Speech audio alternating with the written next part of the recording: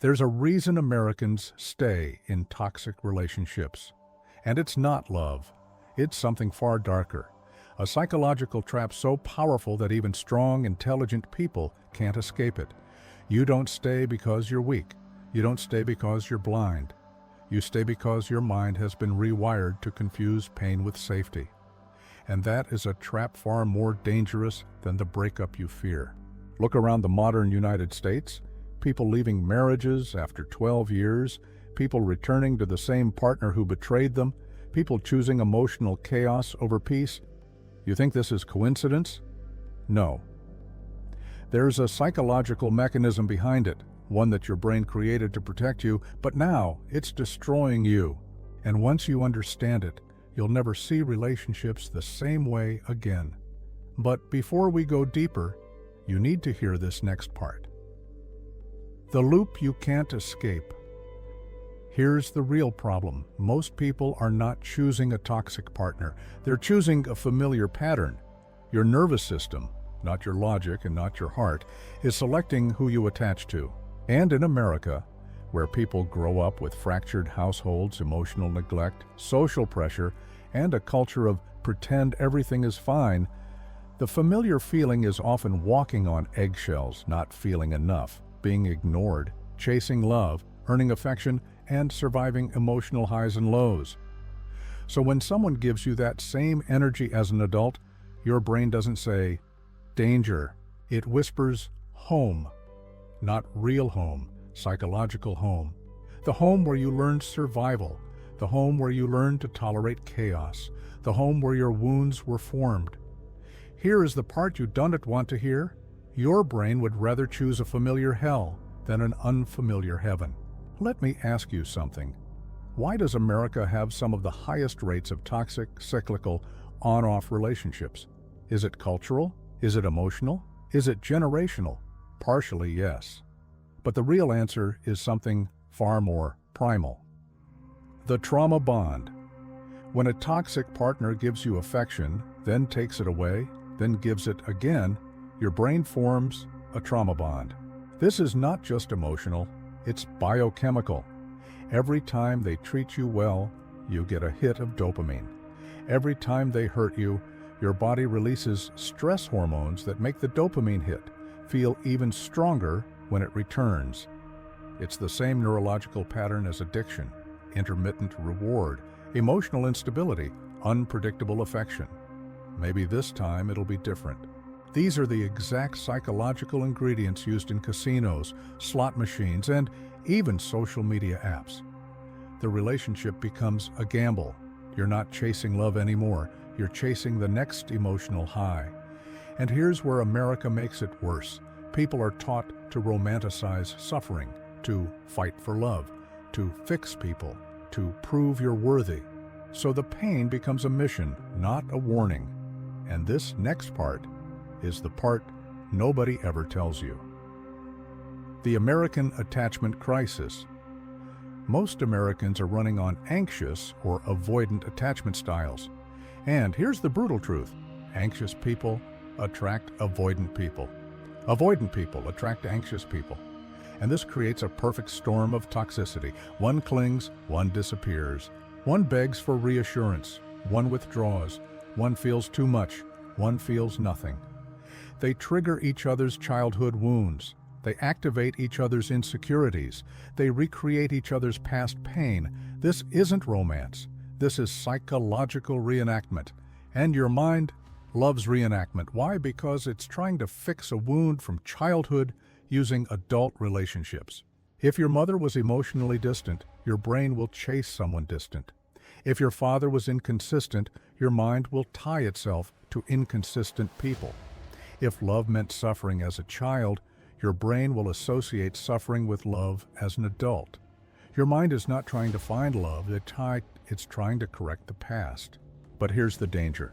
You're not correcting anything, you're recreating everything. The voice you ignore. You know that voice in your head that says, maybe I can fix them. I can't walk away now. If I leave, maybe no one else will love me. They didn't mean it. If I try harder, things will get better. That voice is not love. It is fear disguised as loyalty. And the enemy within your mind whispers, you won't survive without them. You'll be alone forever. They're the only one who understand you. You're not strong enough to leave.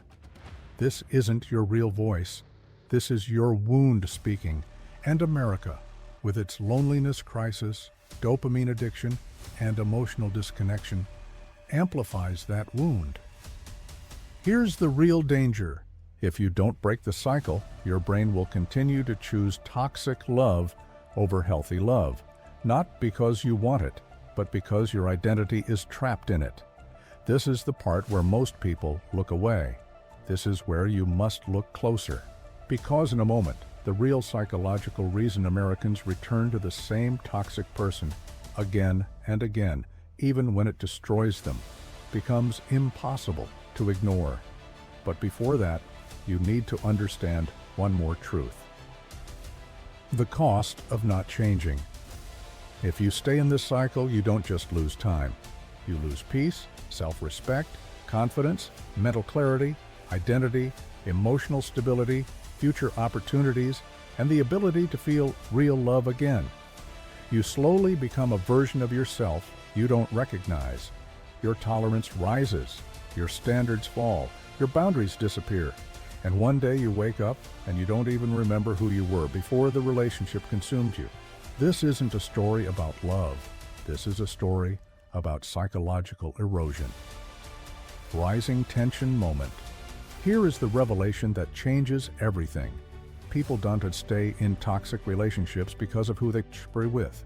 They stay because of who they become inside that relationship. The real story isn't about the toxic person. It's about the part of your mind that keeps choosing them. The unmasking. The identity trap. You didn't just fall in love with a toxic person. You fell in love with the identity you created inside the chaos. And that identity is the version of you that survived, the version that endured, the version that learned to adapt. The truth is, you don't stay for the person. You stay because leaving means becoming a new version of yourself, one you don't yet know how to be. This is the hidden psychological trap. Your brain will protect your identity more fiercely than your happiness. That is why people in America, even the strong ones, the smart ones, the I would never tolerate that ones, fall into the same cycle. They stay because leaving feels like death, not physical death, but identity death. And the subconscious fights identity death as if it were a battlefield. What if I told you the relationship is not the addiction? The identity you become in that relationship is.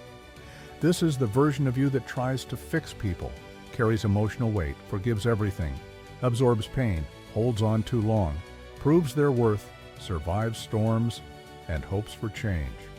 This version becomes your psychological armor, and letting go feels like stepping into the world without protection. The abandonment wound America never talked about. America has an abandonment epidemic. Single-parent households, emotionally unavailable fathers, overworked mothers, parents numbed by stress, debt, and mental health issues, kids raised in a culture of figure it out yourself. Emotionally, many grew up alone, not physically, but emotionally. And a child who grows up emotionally alone will become an adult who fears emotional abandonment more than pain. So when a toxic partner threatens to leave, even if they re-hurting you, your fear of abandonment becomes louder than your need for peace. This creates the abandonment loop: fear of being left, tolerate toxic behavior, temporary affection, deeper bond, fear of losing it even more. The cycle tightens like a psychological chokehold. This is why so many Americans stay. They aren't staying for love. They're staying for emotional survival. The real voice you hear at night. You tell yourself, I know this isn't healthy, and ask, but what if I never find someone else? Or what if this is the best I'll get? Or what if leaving makes me the bad person? Sometimes you wonder, what if I'm the one who's broken? But beneath all those thoughts lies the real fear. If they leave, I will be alone with myself, and I don't trust myself yet. That is the truth nobody ever says out loud. It's not the partner you're scared of losing. It's the version of yourself you'd face once they're gone. So pause for a moment. Take a breath. Ask yourself the uncomfortable question. Have you ever stayed in a toxic relationship because it distracted you from the wounds you don't want to confront? If your heart jumps at that question, that's your subconscious speaking. The science. Emotional addiction. Toxic relationships create a cycle identical to substance addiction: chaos, stress, withdrawal, affection, relief, then repeat. This intermittent reward cycle produces dopamine spikes, cortisol crashes, emotional dependency, trauma bonding, and identity fusion. Your brain begins to associate chaos with passion, inconsistency with excitement, anxiety with attachment, pain with meaning, and emotional highs with proof of love. This is why peace feels boring, why healthy people feel suspicious, and why stability feels like emptiness. Your brain doesn't crave unfamiliar safety. It craves familiar danger. Familiar danger feels like control. This is the illusion Americans carry. If I can survive it, I can handle it. But the mind doesn't grow in survival mode. It rots there.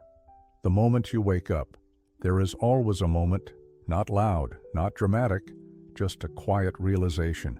One morning you wake up and feel it. You're exhausted. Your heart is tired. Your soul feels thin. Your mind feels stretched. Your joy feels foreign. And your laughter feels borrowed. And for the first time, you stop asking, "Do they love me?" and instead ask, "Do I love myself in this relationship?" The question that ends toxic cycles is never about the other person. It's about your identity. The shift, becoming the new self. You don't escape a toxic relationship by fighting your partner. You escape it by upgrading your identity. You stop being the fixer, the healer, the rescuer, the sacrificer, the chaser, the forgiver, the emotional shield, and the disaster manager. You become someone unfamiliar, someone stronger, the one who sets boundaries, chooses peace, values themselves, says enough, refuses to negotiate with pain, walks away, breaks the cycle, and chooses a new identity.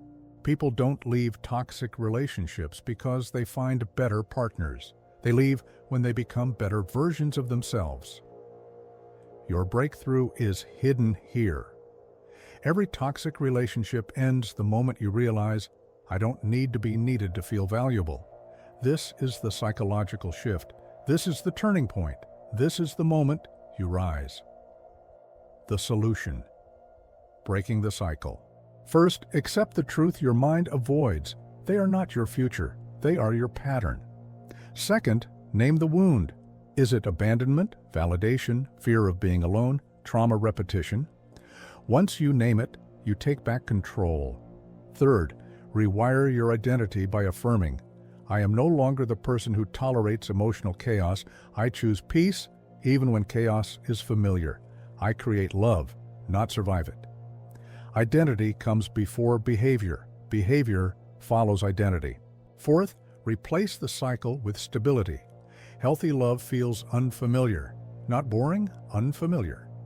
Your job is to teach your brain that unfamiliar safety is safe. Fifth, cut off the emotional supply chain.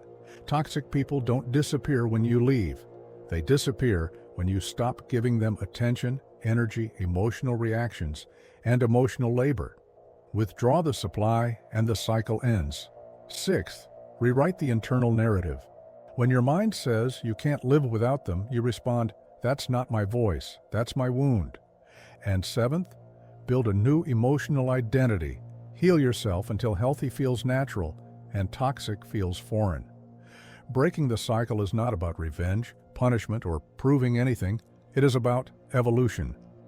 The revelation. People don't stay in toxic relationships because they're broken. They stay because their mind is trying to finish an old story using a new person who was never meant to fix it. The moment you recognize this is the moment everything changes. Once the mind is unmasked, you can never pretend again. If this awakens something in you, If even one line hit a part of your chest you have been avoiding, then it's time not to leave someone, not to hate someone, but to finally return to yourself.